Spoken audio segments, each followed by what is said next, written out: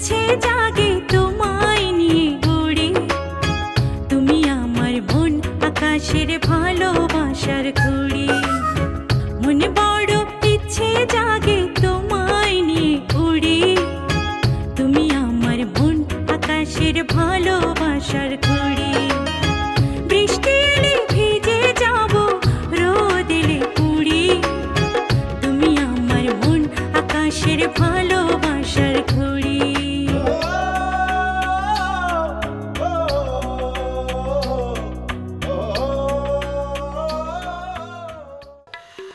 আল্লাহ তোমারে আমার মতো এরকম একটা নেয়ামত দিছে, তারপরে তোমার ভিতরে কোনো খুশি নেই, কেমন? হ্যাঁ, শকর নাই। কি কইলা তুমি? নিয়ামত? হ্যাঁ, আর মতো এরকম নেয়ামত তুমি পাইবে কই? আর অন্য মানুষকে বউ হয় নিয়ামত, তুমি হইছো আমার জীবনের কেয়ামত। আদব লেখাস নাই, সারাদিন খালি সাজুগু উজুগুরা গ্রামে ঘুরে বেড়াও আর আমার ছোট ভাইগুলার মাথা খারাপ করো। সাজগোজ করতাম না? আমি একটা বিউটিফুল লেডি, আমি তো সাজগোজ করুমি। কেমন? সেটা হচ্ছে আমার ব্যক্তিগত বিষয়।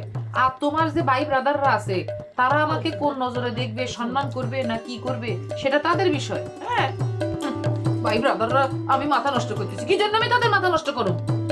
এটা অবশ্য ঠিক কইছো, কে তোমার কোন দৃষ্টিতে দেখবো সেটা তাগো ব্যাপার। তারপরও তুমি মেয়ে মানুষ, আমার বউ, তোমার একটু শালীনভাবে চলাফেরা করা উচিত। ওইসে আর জ্ঞান দন লাগতো না। কিরে কি কয় দেখছ নি? হ্যাঁ, হাসা কয়নি? যত কথাই কও, কাল থেকে কিন্তু বাড়ির বাইরে যেতে পারবা না। যদি বাইরে বাইরে যাও আমার কিন্তু মেজাজ ঠিক থাকবো না। এই কথা কই তুই আর রাগ আরো বাড়াই দিলা। কাইলা আবার বাইরে যাও, দেখিও তুই কি এর বেহাই সামো।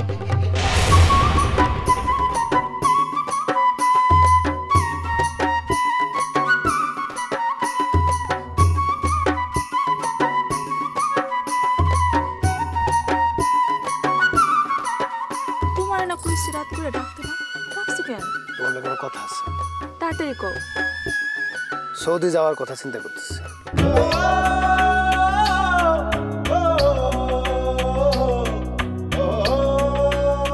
যাওয়ার আগে এবারে বিয়ে করে যাবো। কি এখন আমি কামাই টামাই কিছু করি না, এখন বিয়ে করে কেমনে সম্ভব? কলেমা পড়াই রাখবা, আমি বাপের বাড়ি থাকবো, আর তুমি বিদেশ থেকে ফিরা অনুষ্ঠান করে আমার নিয়ে যাবে। এটা কেমন? কেন হইব না? তুমি আসলে কাইটা পড়তে চাইতেছো না? এটা তুমি কি করতেছো নিগার? না কয়ে কি কম? সে ছোট থেকে আমি তোমারে পছন্দ করি, বড় হওয়ার পরেও তুমি আমার প্রথম কইছো তুমি আমার ভালোবাসো, আর হঠাৎ করে এখন কি করা শুরু করছো? তুমি আমার থেকে বয়স অনেক ছোট, কি মনে করছো? হ্যাঁ, আমি কিচ্ছু বুঝি না? কাইটা বড় ধান্দা করতেছো কেন? তুমি ব্যাপারটা এইভাবে নিতেছো? যেটা বাস্তব আমি সেটাই বলছি। তুমি তো আসলে আমার থেকে বয়সে ছোট, আমি তোমার আগে বুড়া হয়ে যাবো। ব্যাস, আমার বোঝা হয়ে গেছে। হাতটা ছাড়ো, মানুষজন দেখবে। ছাড়ো।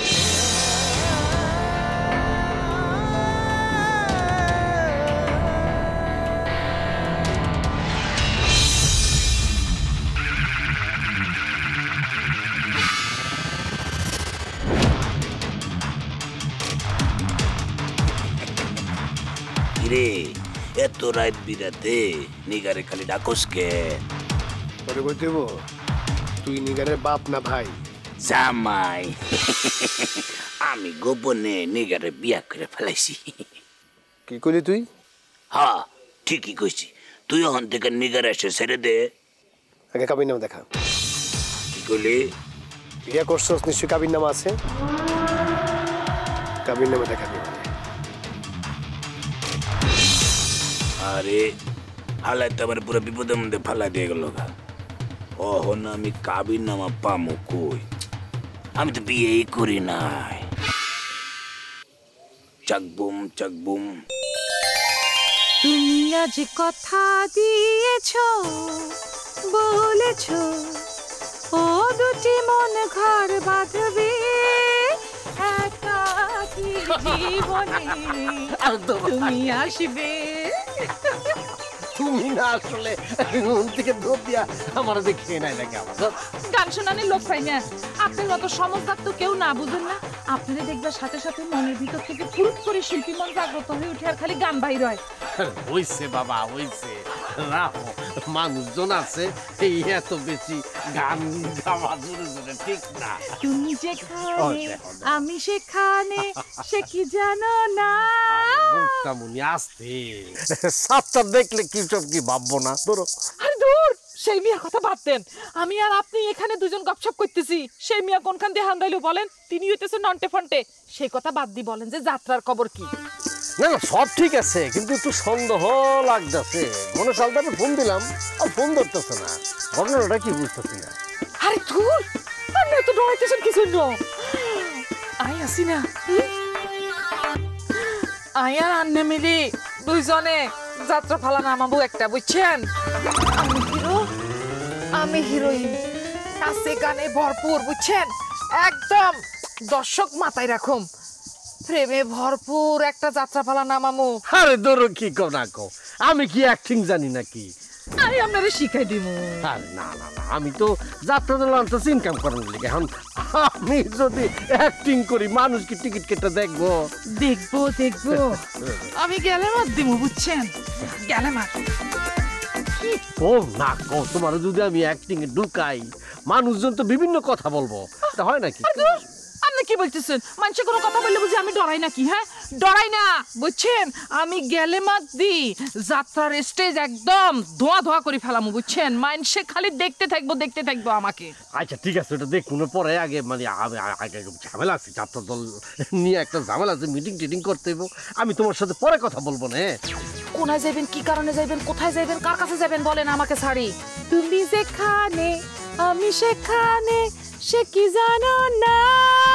আরে তুমি না যা করো, আরে আমরা দুজনে মেরিট না, এখানে যদি এইভাবে এরকম করি মানুষজন কি করব?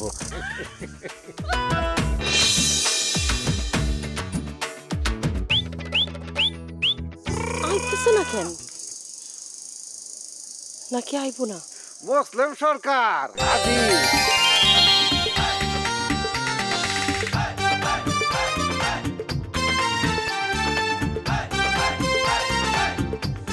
মাশাআল্লাহ, সুবহানাল্লাহ।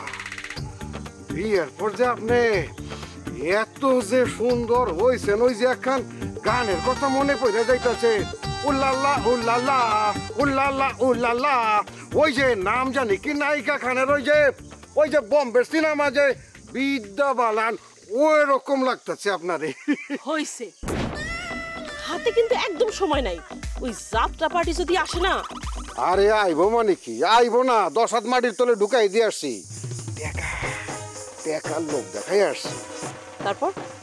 তারপর যখন বুঝবো যে আপনি মিথ্যা কথা কইছেন, তখন কি হবো?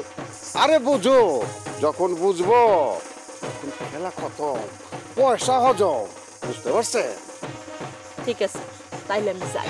আইয়া বলছিলাম কি যে বাইতে নিয়া এক কাপ মাল আইসা খাওয়াইবেন না, নাকি বিয়ে করি না বইলা আমার উপরে? থামেন, এইসব কথা আমি আর শুনতে চাই না। আচ্ছা কইলাম না মুসলিম সরকার, স্টপ। একখান কথা যাতে মুখ দিয়ে না বইরা কেন আপনি শুনতে চান না? ওইসে কি যে আপনার জামাই মানুষটা তো আসলে ভালো না, বাদাম না, কোনো কাম কাজ করে না। তার থেকে বড় কথা হইল যে আপনার কথা শোনে না। তার থেকে বড় কথা হইতেছে গিয়া সে আমার স্বামী। হ্যাঁ, দিন শেষে আমি তারই ভালোবাসি। এই লেগেই মানুষে কয় যে পুরুষ মানুষের আকর্ষণ তৈরি হয় পাওনের লেগা, মায়া মানুষের আকর্ষণ তৈরি হয় পাওনের পরে। অনেক এখন দামি কথা বইলা ফেলাইলাম, কথার মাহাত্ম বুঝতে পারছেন তো, নাকি বুঝে দিন? না, বুঝাইতে পারেন নাই, আর আমি বুঝতেও চাই না।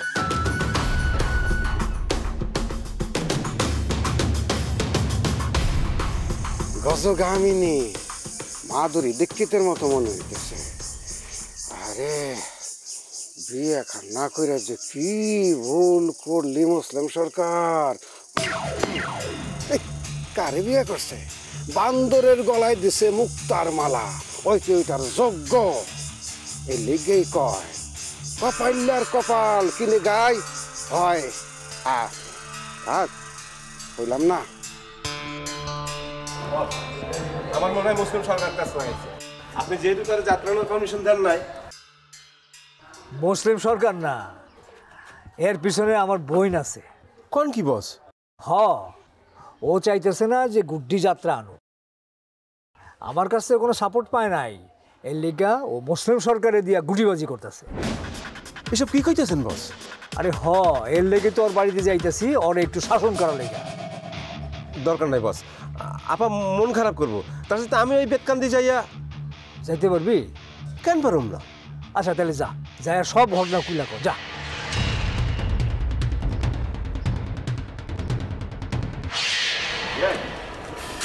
আপনার কাছে চাইতেছিলাম।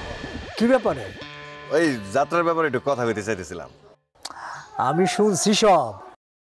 আসলে প্যাচটা ভাবি লাগাইছে। হ্যাঁ, ভাইজানের মাথা ফাটাই দিল, ভাবির কোনো অভিযোগ ভাইজান করব না। আর এই জন্যেই আপনার কাছে আইছিলাম ঘটনাগুলো জানাইতে।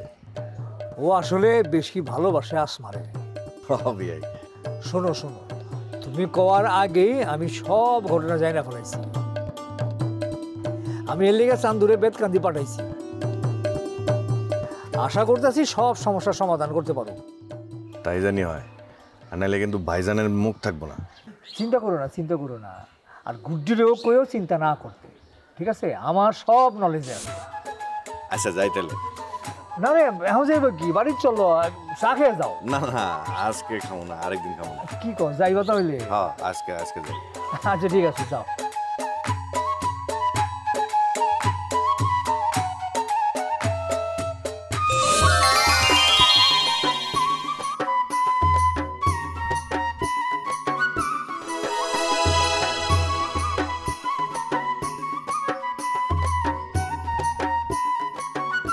কিরে কেরুম আসত, ভালো আসত নি?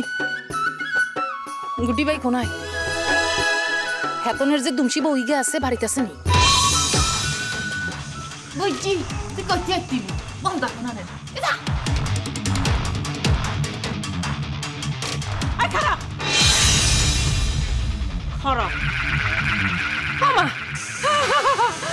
আপনি বুঝি ইয়ানে আই হারা বাড়ি বাড়ি আনলে টুয়াইছি টুয়াই না ভাই কি কইছি জানেননি?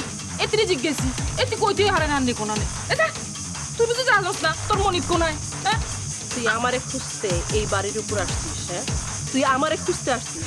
আস্তাগফিরুল্লাহ আপনি আমাকে তুই করে বলতেছেন কি জন্য আফু?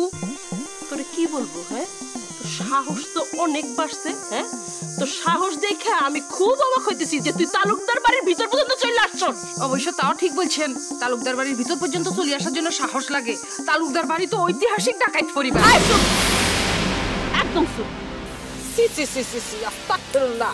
বাড়িতে মেহমান হয়ে আসছি, কোথায় আপনি যত্ন করবেন তা না, এই যে বাড়িতে মেহমান আসার পরে তার সাথে এরকম খারাপ ব্যবহার করতেছেন, আল্লাহ কিন্তু বেজার হইব আপনার উপরে।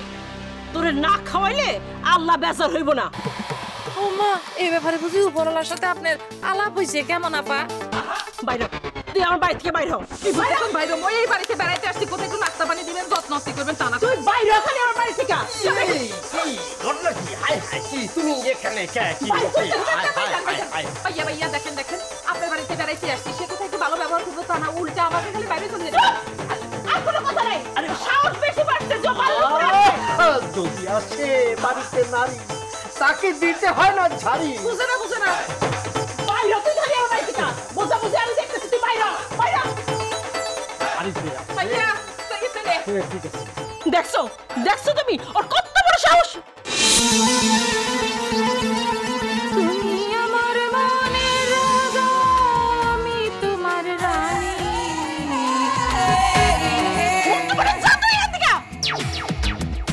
এরকম স্যাট করতেছেন কি জন্য? এই দুনিয়াতে কি আপনার স্বামী ছাড়া আর কোনো মনের রাজা থাকতে পারে না? আর কি আপনার স্বামীর লই গান গাইতেছি নাকি? কত বড় অসভ্য! হ্যাঁ তোমার কারণে এই মাইয়া এই বাড়িতে আসার সাহস পায়। বদলোক একটা। হ্যাঁ তুমি তো আরেকজনের বয়ের লাগে। ফুল স্টপ দাও। কেন ফুল স্টপ দিব? হ্যাঁ কেন ফুল স্টপ দিব? বদলোক মানুষের সাথে উল্টাপাল্টা কাজ করে, ভালো কাম করার তো কোনো নামই নাই। হ্যাঁ, কিন্তু যাত্রাপালা আনতে চাইতেছেন উনি। আরে বাবা, আবার তুমি এই প্রসঙ্গ, এই কথা কেন উঠাইতেছো? তোমার ভাই যেখানে রাজি হচ্ছে। চুপ, একদম চুপ। তোমার ওই যাত্রা পার্টি এই বকুলপুরে আসবো না, আমি সব বন্ধ করে দিছি। ঠিক করতেছো না গণেশ দা, একজনের কথা দিয়া তুমি। বুঝতে আসছিস না কেন? বকুলপুরে যাওয়া রিক্স। ওইটা তো তোমার নিজের কথা। আসলে রসুলপুরে গেলে বেশি টাকা পাওয়া যাইবো, সেই জন্য রসুলপুর যাইতে চাইতেছো। হ্যাঁ, এটাও ঠিক। দল চালাই আমি, টাকারও দরকার আছে। শোন, খালি পেটে শিল্প চর্চা হয় না। বেশি নিয়ে এটা নিয়ে বেশি তর্ক করবি না, খবরদার করে দিলাম। আরে আমি তো তর্ক করতে চাই না, কিন্তু কাল চান্দু ভাইয়ের কথা শুনে মনে হইলো মুসলিম সরকার যা কইতেছে সেইটা আসলে ঠিক না। আমার মনে হয় ওই মনোজ রে একটু বকুলপুর পাঠায় একটু খোঁজ খবর নিলে ভালো হয়। এত ঠেকা কি? রসুলপুর গেলে বকুলপুরের সাথে বেশি টাকা পাবো, বায়নাও দিয়ে গেছে। আর বকুলপুরটা কোনো বায়নাই দেয় নাই। আমি রসুলপুর যাবো না। কি করলি?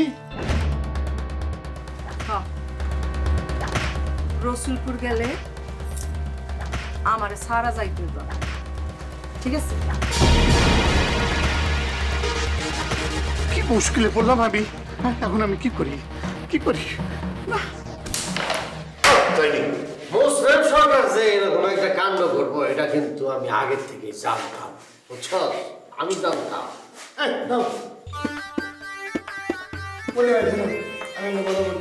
আপনি গাইকে এই উমানের ঠান্ডা করে বেড কেমন যাবেন? যাই করবেন মন্দির সরকার দিয়ে টাকা নিলেন, তার থেকে বেশি টাকা আমরা নেব। বলছি টাকা আমরা তো কলি করে হয়ে যাও না। এই যে যাবে এত টাকা খরচ করবে, সে টাকা তোলা লাগবে না। যে অবস্থা দেখা যাচ্ছে তাতে অত লোকের আপনি সে তো বোঝা যাচ্ছে না। ঠিক আছে, তাহলে এখানে খাওয়ানো মাল যাত্রা মাত্রা সব বাদ। আরে না, বাদ দেওয়া যাবে না, মাইকিং টাইকিং হয়ে গেছে, প্রেস্টিজের ব্যাপার না। তাহলে গুডি ভাই, আমরা একটা কাজ করি, প্রিন্সেস দিবা যেটা কইছে আমরা সেই মোতাবেক কাজ করি। আমরা নিজেরা মিলেমিশে মনে করেন যেটা যাত্রাপালা নামাই ফেলি। কি কইতেছস আবুল তাবুল? আমরা কি অভিনয় জানি নাকি? হ্যাঁ, আমরা প্রিন্সেস দিবার কাছ থেকে হেল্প নেব, অভিনয় শিখবো। না গুডি ভাই, ওখানটা কিন্তু খারাপ হয়নি, বুঝতে পারছেন? দেখছেন, আমরা কিন্তু একবার একটা ট্রাই করে দেখতে পারি। করলাম, ট্রাই করলাম, অসুবিধা কি? ট্রাই করতে তো অসুবিধা নেই, কিন্তু প্রত্যেক পালায় তো মায়া মানুষ লাগে। ওইখানে ওইটা ম্যানেজ করুন কেমন? ওখানে কি করবো? কি করছেন গুড্ডি ভাই? আর চোখের সামনে নায়িকা থাকতে আপনি নায়িকা খুঁজতেছেন? এই যে মতিন করবে নায়িকার পাঠ, মনে করেন যে ও তো এমনিতে নাকে নাকি কথা কয়, ও যদি মেয়ে সেজে কথা কয় তাহলে তো মানুষ বিশ্বাস করবে যে ওই নায়িকা। আমি মহিলা তন্ত্র করতে পারবো না। এই খেয়াল করবি না, আগের দিনে পুরুষ মানুষরা মহিলার ক্যারেক্টার করতো, জানো? প্রথম যে নির্বাক চলচ্চিত্র ছিল বাংলাদেশের নাম ছিল সুকুমারী। এইখানে নায়িকার চরিত্র করছিল, ওনার নাম কি জানো? কি কি? সৈয়দ আব্দুল সোবহান। আর নায়ক ছিলেন হলো খাজা নসিরুল্লাহ। তোর সমস্যা কি নাই কইতে? বাহ,